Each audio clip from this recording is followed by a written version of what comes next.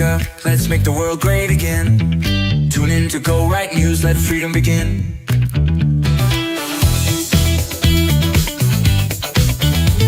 Go right, go right, be right.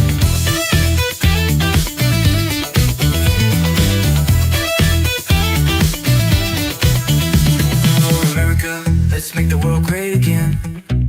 Tune in to Go Right News, let freedom begin.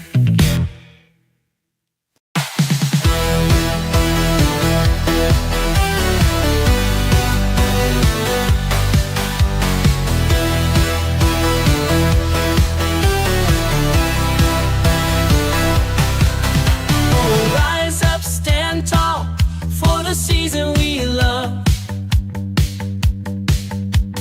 Joyful lights are shining from earth to skies above. Hold the cheer, be bold, with kindness in your heart. Every gift we share brings a brand new start. Oh, oh, go right, be right, for the light shall we ignite. Defend words of the church, we raise a mighty force. Freedom never fades. Do right, be right, for the nation we unite. Go right, for the American tonight.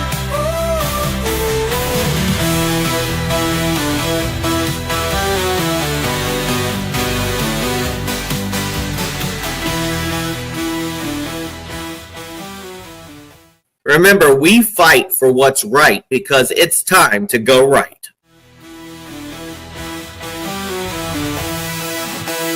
Yeah, it's Christmas time tonight in America. Oh, what a sight! Go right, do right, be right, joy to all. Hold the cheer, be bold, with kindness in your heart. Every gift we share brings a brand new start. Go right, do right, be right, joy to all. Spread love, spread light. It's Christmas time, y'all. Yeah. Written in the snow, a story of good cheer.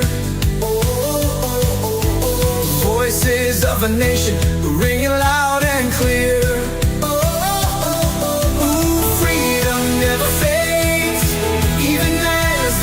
Turns gray. Together we will gather on this Christmas day. Go right, do right, be right, joy to all. Spread love, spread light. It's Christmas time, y'all. Yeah. It's Christmas time tonight in America. What a sight. Go right, do right, be right.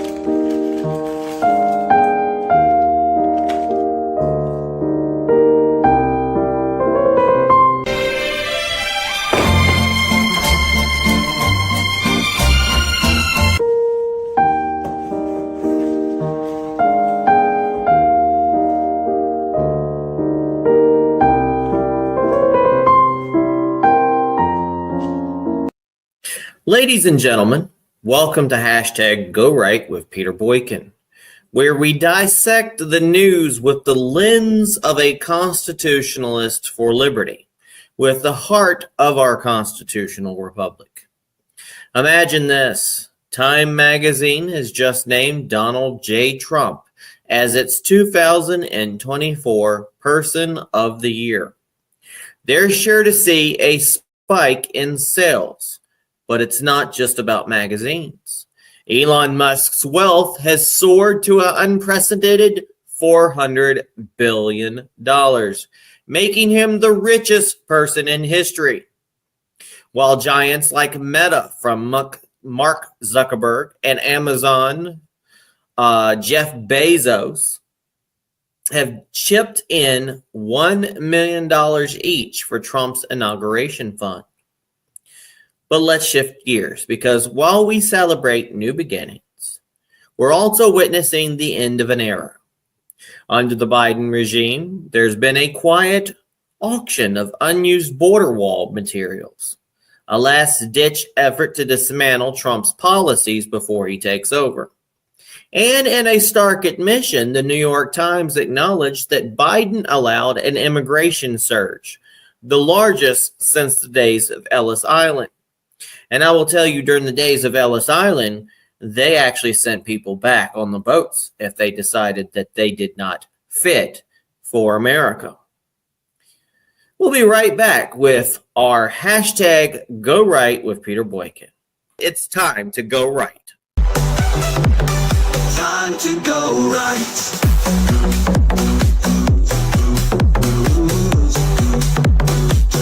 Time to go right.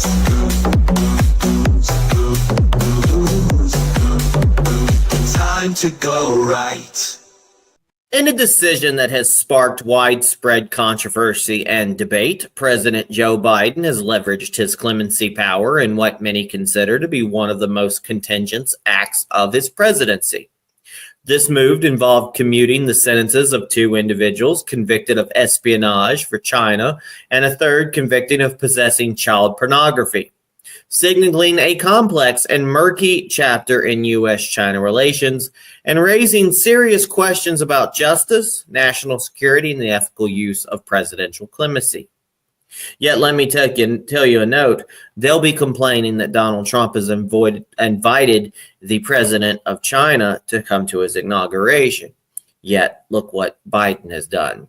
The individuals involved, Yen Zheng Zhu, and I'm sure I'm pronouncing these wrong, a former high-ranking official within the Chinese Ministry of State Security, MSS.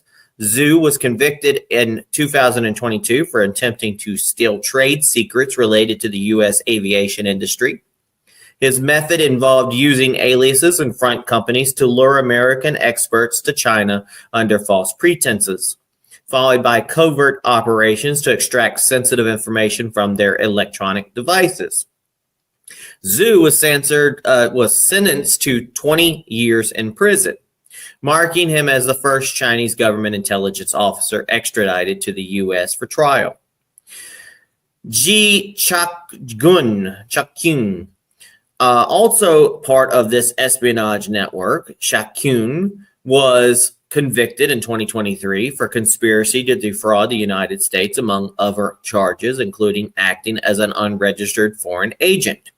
His role involved assisting Zhu in espionage operations, particularly in recruiting other Chinese nationals within the American aviation sector to spy for China. He received an 8-year sentence. Xiaoling Jin, unrelated to the espionage case but included in the clemency deal, Jin was convicted of possessing a staggering amount of child pornography.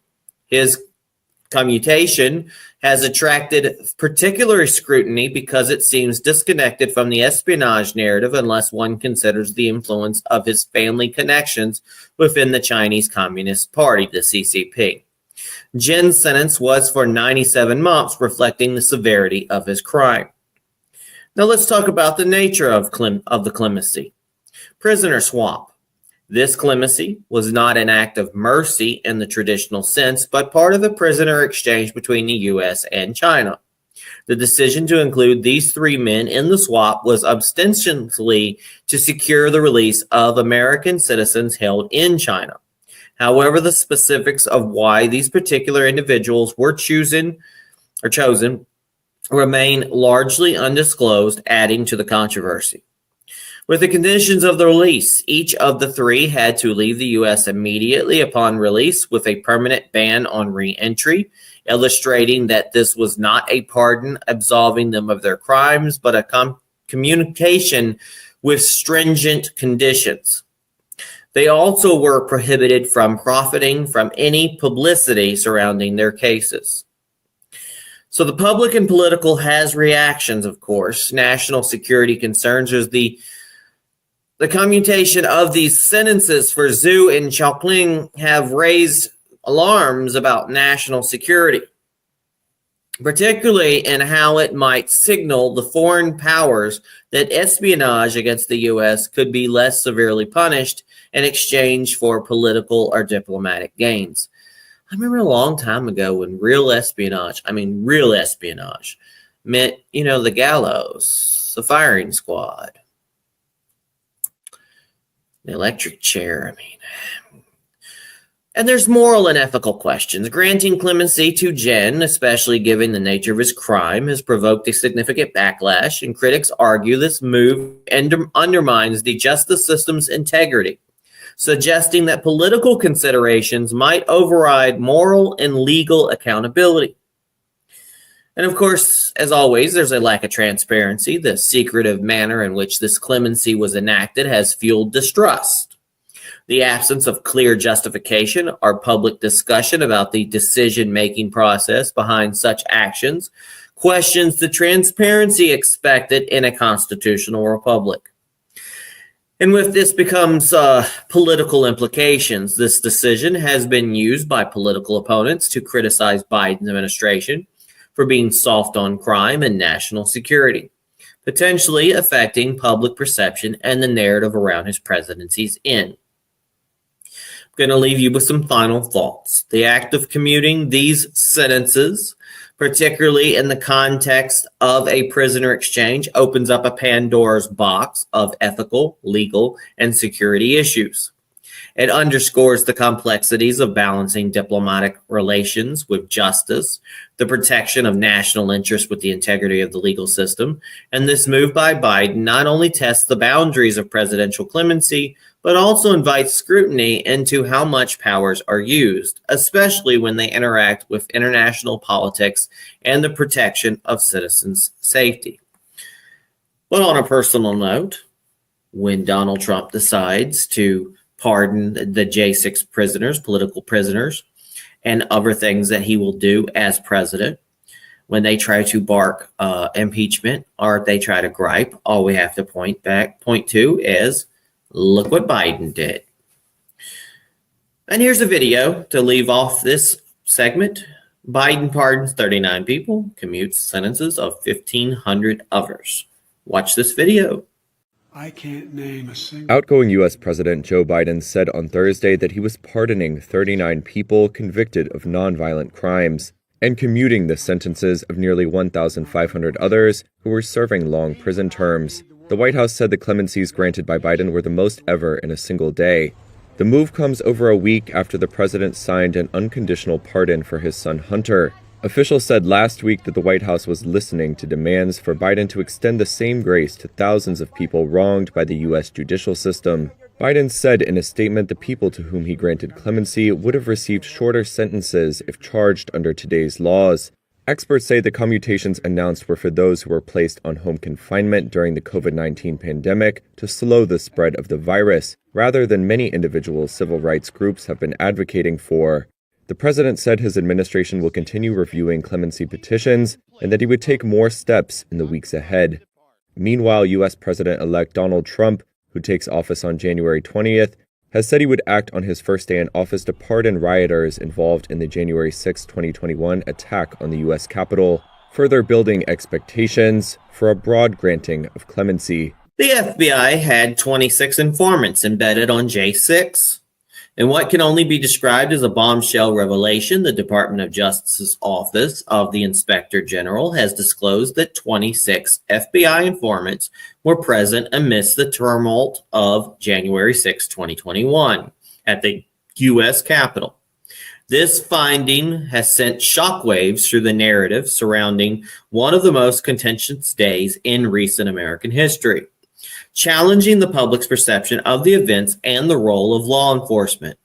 Except for those on the right, and especially people who were there that day, have been saying this from the longest time possible. So let's unpack the informant's presence.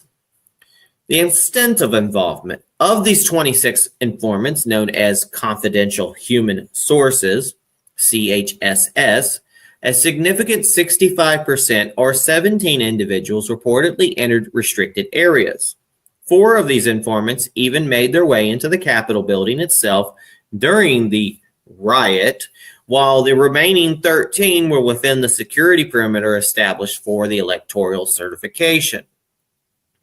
So the FBI stance on this. The FBI has consistently maintained that no undercover employees were stationed at the critical locations during the day's events. However, the presence of these informants who were ostensibly there to gather intelligence raises questions about the agency's level of oversight and the clarity of their mission.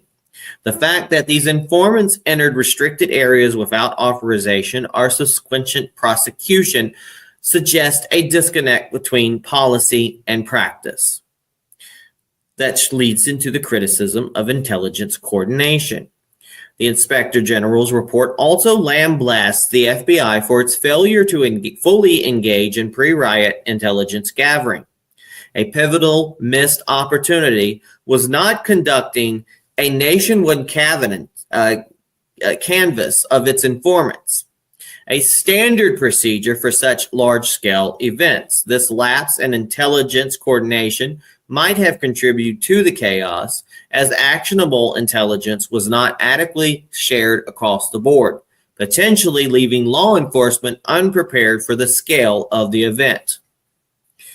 Which goes along with the hope to pardon the J6 defendants. Trump's promise. President-elect Donald Trump has publicly expressed his intent to review and potentially pardon many of those involved in the January 6 events. This promise has been met with both applause and controversy, as many, especially those who see the legal actions against the J6 defendants as politically motivated. This represents a chance to right what they perceived as wrongs in the justice system. Trump's stance is that many of these individuals were caught up in the moment, influenced, well, especially when the door is wide open for many of them, influenced by misinformation, are simply exercising their First Amendment rights, which the left is always claiming that they're doing. There is constitutional implications. From a constitutionalist perspective, the idea of pardoning those involved in J6 events touches on core issues of liberty, justice, and the right to a fair trial. Critics argue that the legal actions against these defendants have been excessively harsh, possibly violating their constitutional rights, especially when juxtaposed with the revelations about FBI informants' presence and actions. And along comes the political and legal debate. This pardon discourse adds another layer to the already complex debate about January 6. If Trump follows through with these pardons, it would not only affect those directly involved, but also set a precedent for how political protests and their aftermath are handled legally and politically in our constitutional republic. This move could be seen as an attempt to heal divisions, or conversely, as an endorsement of lawlessness by distractors. But I got to tell you, when the left has done this many times, and the left has looked the other way many times on things much worse than January 6, I think it's about time that the right get at least one. The revelation of 26 FBI informants on January 6, coupled with the prospect of pardons for January 6 defendants, paints a picture of the day filled with more questions than answers, challenging the narrative of who was truly responsible and how justice should be administered in our republic. This situation underscores the critical need for a thorough reevaluation of how intelligence is handled and how protests are policed and how justice is served, all within the framework of our constitutional guarantees. And here's a video taken a few months ago when Johnson reacts to the DOJ IG Horowitz supposition there may have been FBI informants in crowd on January 6th. Watch this video. The floor and pass them so that we can all work together to get this job done. Chad. You served on the weaponization committee here. There was a supposition made today by Michael Horowitz, the Inspector General for DOJ, that there may have in fact been covert federal agents in the crowd at the Capitol prior to the riot. Do you know anything about that, and what do you make of that if that's in fact true, which he intimated could be in fact in his report? I heard that on the floor just now. I've had a busy couple of days, but that is an alarming bit of information. Obviously, we will be digging into it further, and I'll be requesting classified briefings on that. If that is indeed the case, we got to get down to the bottom of that immediately. Mr. Speaker, can you put odds on the way that you feel about Republicans keeping the majority? What odds would you put on? Oh, I'm very bullish about November. I've been traveling the country nonstop. Some of you know what I've been doing. I've done campaign events in 207 cities across 39 states so far, and I have a everyday full agenda all the way through the election. What I'm seeing around the country is a real energy on the ground. I don't think the polling is even accurately reflecting that, but even the polling, almost all the polls favor the House Republicans to keep and grow the majority. So I expect a very strong November. I'm convinced we're going to win the Senate as well, and I believe Donald Trump's going back to the White House. What would you have to take place? I would be a fool to project a certain number of seats, but let me just say I'm very optimistic. I mean, we have, I'll just say this, we have extraordinary candidates in the field to flip some of these seats from blue to red and to fill the open seats. And it's at the end of the day, it's not about the quantity of the cash, it's the quality of the candidate. And the people that we have out making the case and providing answers are providing it in the right tone and with great credibility. And so it has just really been resonated well, I think, with the American people. Hate to tell you, folks, but inflation is clawing back. Inflation under Biden has proven to be a relentless beast. After a brief slowdown, prices have begun to surge again, with the Consumer Price Index, CPI, recording a year-over-year increase of 2.7%. This uptick, fueled by premature rate cuts by the Federal Reserve, has impacted customers and consumers in numerous sectors. Electricity is up by 2.1%. Rent is an increase to 4.4%. Mortgage costs have risen by 4.9%. Car insurance, a significant jump of 12.7%. I know for a fact I'm paying an arm and a leg for a car that's probably not worth what you're paying for. And you know insurance is a racket. Water utilities increased by 5.7%. Airfare up 4.7%. Beef prices have risen 5%. Eggs, a staggering 37.5% increase. Butter up 3.6%. Milk increased by 2.2%. Beer a 4% hike. And postage up 10.6%. And they still lose your packages. The Biden administration has consistently seen inflation exceed the Federal Reserve's target, with overall prices increasing by more than 20% during his tenure. This persistent, might be a precedent as well. This persistent inflation has not met the Federal Reserve's goal of maintaining inflation at or below 2% since February 2021, just 1 month into Biden's term. When Trump left office in January 2021, inflation was at a modest 1.4%. And I know people can complain about the C word causing problems, but a lot of it still also has to do with the leadership. Janet Yellen, the outgoing Treasury Secretary, admitted that the administration struggled with this economic challenge, stating, quote, "I am sorry we haven't made more progress. I believe the deficit needs to be brought down." Her acknowledgement does little to alleviate the financial strain felt by Americans grappling with these rising costs in their daily lives. And on a personal note, we all know what this happens. It comes with unchecked immigration, illegal immigration, people coming in here, jobs going to overseas, mismanagement in government, big business going unchecked, no loyalty when it comes to employees, unemployment not really taking care of people, and a rise of homelessness, a rise of veterans having difficulties, a rise of people who are hungry, and most people are struggling. And I'm going to tell you that comes down to even me sometimes. With taking care of my dad since my mom passed away, bills have been, higher, and my dad's income has been cut in half because he doesn't have my mom's money anymore. I am taking care of my dad mostly full time, and I work. I try to take care of my bills and his bills, and take care of my other half's bills and everything's. And it's not easy. It's not easy, folks. And if it's not easy for me, then it's not easy for most Americans. So let's watch this video. What does the inflation rate increase mean for American consumers? Labor Department data released Wednesday showed inflation ticked back up in October, which is what economists were expecting. The consumer price index is up 0.2% from September. That's a 2.6% year-over-year increase from last October, and the first month-to-month increase since March. Something else that's increasing, the value of cryptocurrencies, particularly Bitcoin and the meme currency Dogecoin.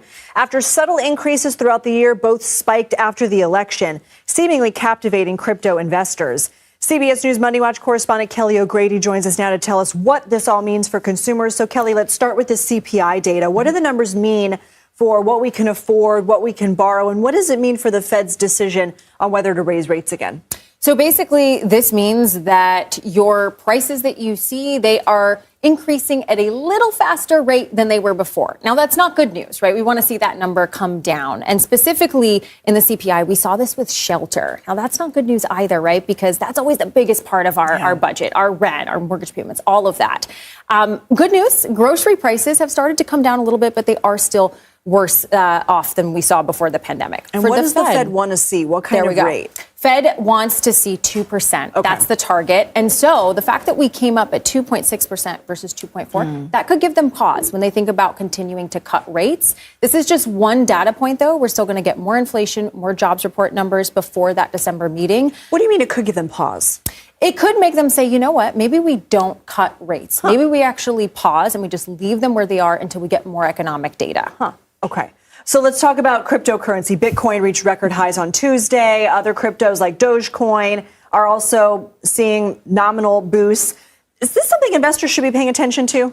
Absolutely, especially when it comes to Bitcoin. So President-elect Trump has styled himself as the pro-crypto president. That's why Bitcoin is up. Dogecoin, that's a little bit more of a meme currency, the Shiba Inu coin that Elon Musk has championed. But really, the best advice that I have gotten from investors in this space is if you are new to it, invest what you're willing to lose, because this is what we call a speculative asset class. People just sort of traded of where do we think we're going with this? Okay. That's probably good investing advice to begin with. Fair enough. Yeah, just invest what you can lose. But what did the CPI data and recent crypto spikes say about the economy that President-elect Trump is inheriting? So the CPI spike says that, look, you're inheriting a bumpy road on this fight against inflation. And of course, some of the policies that he has suggested, like tariffs, could actually make that inflation fight worse. Now, he has also said that they could be a negotiating tactic. So the verdict is out there.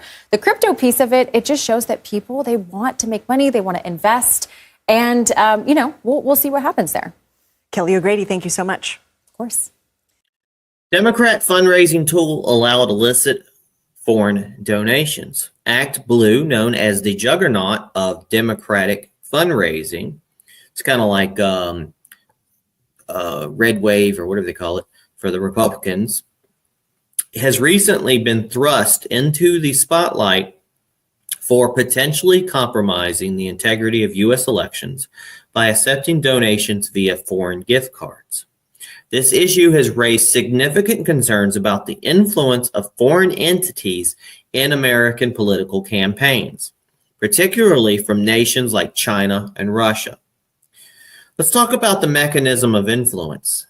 Act Blue's operations. Act Blue operates as a fundraising platform designed to support Democratic candidates and progressive causes, much like WinRed, which takes money for Republicans.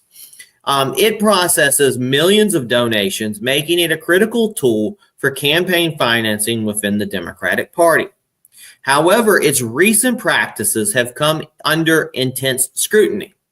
Foreign gift cards, until just weeks before a pivotal election, ActBlue did not automatically reject donations made with foreign bought gift cards. This practice allowed individuals or entities to potentially bypass U.S. laws that strictly prohibit foreign nationals from contributing to political campaigns, either directly or indirectly. Makes me wonder about crypto donations as well. Now, there's been a shift in policy. It wasn't until September 9th that ActBlue implemented measures to automatically reject donations from gift cards originating from high-risk sanctioned countries. This late change suggests that prior to this, there was an open window for foreign influence through what might appear as legitimate domestic contributions, which led to investigations and revelations. Representative Brian Steele's probe, which is the revelation, came to light through an investigation spearheaded by Representative Brian Steele, S-T-E-I-L, who chairs the House Committee on House Administration, responsible for overseeing election integrity. Steele issued subpoenas for documents from ActBlue uncovering the significant lapse in security protocols. The potential impact. The implications are profound, as this could mean the U.S. adversaries like China, Russia, Iran, and Venezuela, I don't know how Venezuela has any money, might have funneled money through ActBlue to sway elections or support their preferred candidate. Such actions threatens the very foundation of our democratic process by injecting foreign influence where it should not exist. All of this came to investigative journalism. Notably, investigative reporter James O'Keefe brought attention to this issue by highlighting cases where large donations were made through ActBlue, purportedly by low-income Americans who later denied making such contributions. This suggests a pattern of straw donations, where contributions are made under false pretenses or identities. So what did ActBlue say? ActBlue's response: denial and cooperation. In response to these allegations, ActBlue has denied any wrongdoing, but has stated that it's cooperating with the ongoing investigations. This cooperation is crucial, as it might lead to reforms in how political donations are processed to ensure they adhere to U.S. laws. Problem is, the damage has been done. So the political and legal repercussions because of this. Speaker Mike Johnson's reaction. House Speaker Mike Johnson commented on the issue via X, which is formerly Twitter, emphasizing the illegality of accepting foreign gift cards for donations and insinuating or indicating that further legislation or investigative action might be forthcoming. His statement, quote, ActBlue was accepting foreign gift cards until September. This is illegal. Our work here is just getting started. Signals a potential for new laws or stricter regulations on campaign finance. So what does this mean for the future of election integrity? This scandal has sparked a broader conversation about the need for enhanced security measures in political fundraising to prevent foreign influence. And there's a growing call for more rigorous verification processes and possibly new legislation to safeguard the electoral process in our constitutional republic. In summary, the ActBlue case underscores a critical vulnerability in our political system where foreign money could seep into American elections. It probably has, potentially skewing democratic outcomes.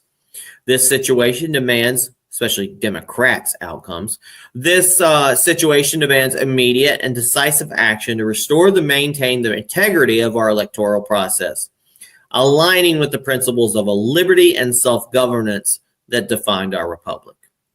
Watch this video about ActBlue has become a money laundering operation. In the back of everyone's credit card, we get asked for it all the time. There's this code called the CVV code, and it allows you to track that account and where it's located. You can donate money, thousands of dollars to ActBlue without your CVV code on it. And so I want to pass a law that requires that all these online donations using credit cards require a CVV, so we can make sure that that person is actually in the United States and eligible to contribute Otherwise, you could have some credit card in China basically putting millions of dollars in small dollar donations into political campaigns in America. Act Blue has become a money laundering operation, and because they don't take the CVV. It's a deliberate strategy on their part. We should have a law that closes that. I've been trying to get it passed, and as you can imagine, the reason the Democrats oppose it is because Act Blue opposes it. Because if they had to put CVVs, they had to use that code from their credit card, their donations would go. I think you're onto something, Senator. New dawn is rising, let tyranny fear. Oh, come all ye patriots, stand for liberty. Biden's last stand looms near, oh, so we see. From border walls to spies, pardons in disguise, we lift up our voices, for truth never dies. Oh, sing of the dawn now with Trump's mighty rise. Hope glimmers again neath the bright crimson skies. Inflation may claw, but we'll conquer it all as we fight for our justice and freedom's recall. Oh, bells of the people ring, truth, integrity we bring. Oh, herald the fight for the land we hold dear. A new dawn is rising, let tyranny fear. The spies, oh, they whisper in shadows of halls, but patriots awaken to answer the calls. January's tale reveals hands in the fray.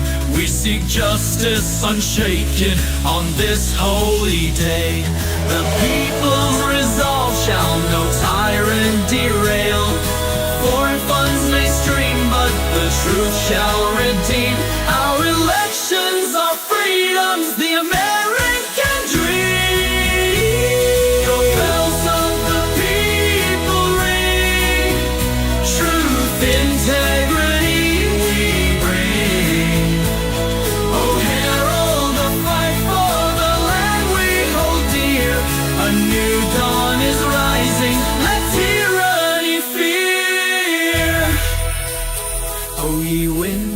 Of freedom, carry the light through Biden's last whispers of a long weary night. The dawn breaks with Trump, for the people stand tall. No spies or corruption can make our hopes fall. So gather, dear friends, by the fire's warm glow. For the spirit of truth, let our unity show. We'll hold to the dream as our forefathers prayed, in this constitutional land where freedom's displayed. Oh, sing of the new year, for dawn comes anew. Our republic restored by the red, white, and blue. The people awake, for no tyrant shall reign. In this land we hold sacred, let freedom remain. Oh, bells of the people ring, truth, integrity we bring. Oh, herald the fight for the land we hold dear. A new dawn is rising, let liberty cheer.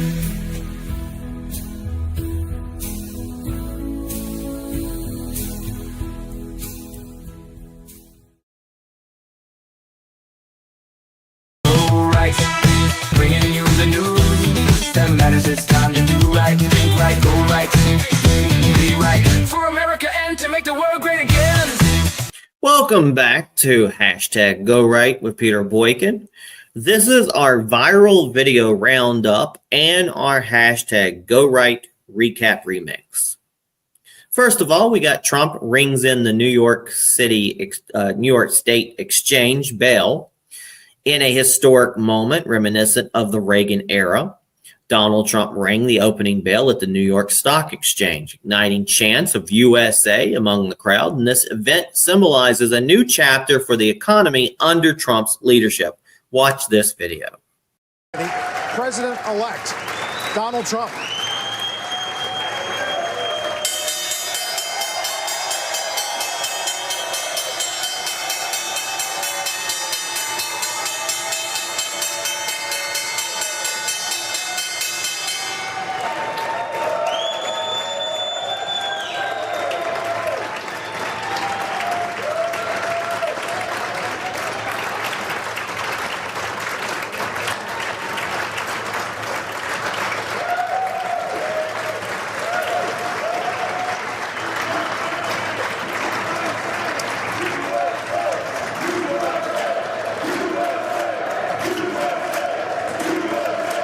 Next up, Charlemagne the God on Biden's pardons with his charismatic bluntness. Charlemagne the God critiqued the idea of Biden preemptively pardoning Trump's enemies, labeling it a move for an old ass administration out of touch with the current political landscape. Watch this video and we'll be right back with our recap.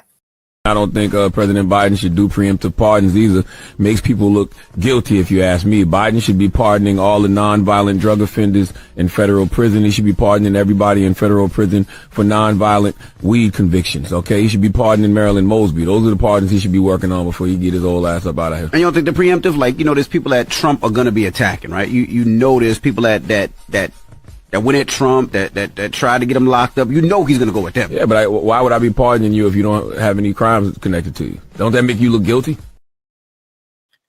Welcome back to our hashtag GoRight Recap Remix. In this episode, we went over the headlines. Biden pardons Chinese spies and a pedophile. FBI had 26 informants embedded on January 6th. Inflation is clawing back. And Democrat fundraising tool allowed illicit foreign donations. We've navigated through espionage, economic challenges, electoral integrity, and the fight for justice in our constitutional republic. We've uncovered the troubling decisions of clemency, the murky waters of January 6th informant involvement, and the economic challenges of persistent inflation and the potential breach in our elections' integrity. These aren't just stories. They're the heartbeat of our constitutional republic, signaling the need for vigilance and the return to foundational principles. For more of these critical issues and how they shape our nation's future, dive deeper at GoRightNews.com, engage with our content on Rumble, listen to our discussions on Spreaker, Spotify, Apple, Amazon, YouTube, TikTok, and X. Follow us on X and Twitter. Support our mission of truth and liberty by donating via Cash App at $ Peter Boykin, the number 1. And links are available on GoRightNews.com and PeterBoykin.com. Together, let's keep moving right, ensuring our republic stands strong on the principles of liberty, justice, and constitutional governance. Remember, in our republic, your voice is your power. So let's hashtag GoRight together. As always, God bless. Peace. Bringing you the news that matters. It's time to do right, think right, go right, be right for America and to make the world great again.